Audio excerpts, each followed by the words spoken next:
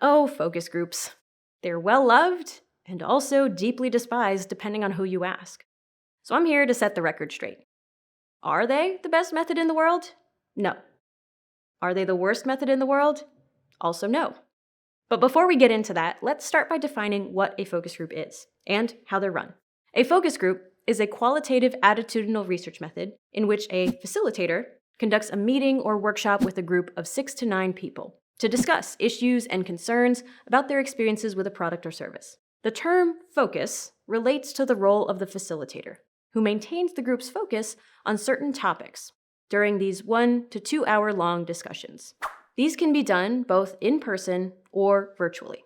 But focus groups have their limitations.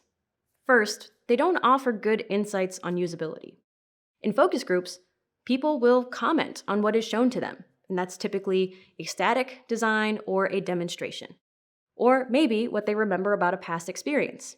This makes focus groups an attitudinal method, not a behavioral one.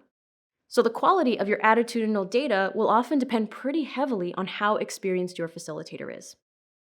Lastly, group dynamics impact the feedback that you get.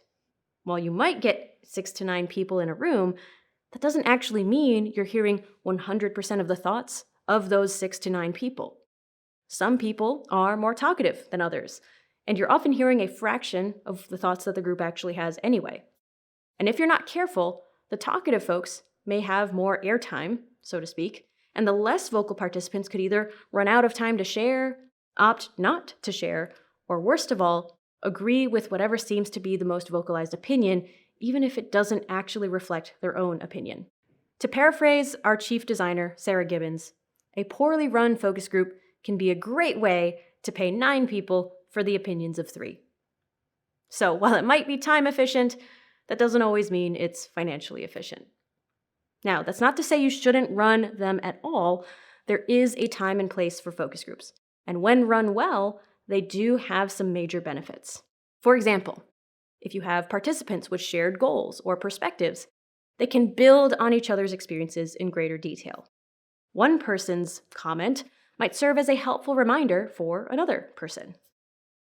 And because their format is similar to semi-structured interviews, facilitators can probe for more detail, which encourages people to share deeper insights or stories or perspectives, a place where questionnaires will often fall short.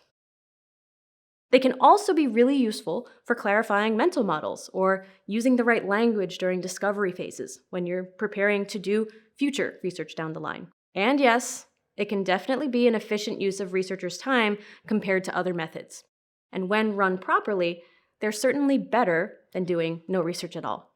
So, to recap, focus groups are not a good method for evaluating a design's usability or workflows, not good for creating a list of design requirements, or determining a UI's impact on emotions. However, they're great when you're doing early discovery research to gauge first impressions or customer familiarity or interest in a concept. Plus, they can also be a great format for running co-creation workshops with customers. Thanks for watching.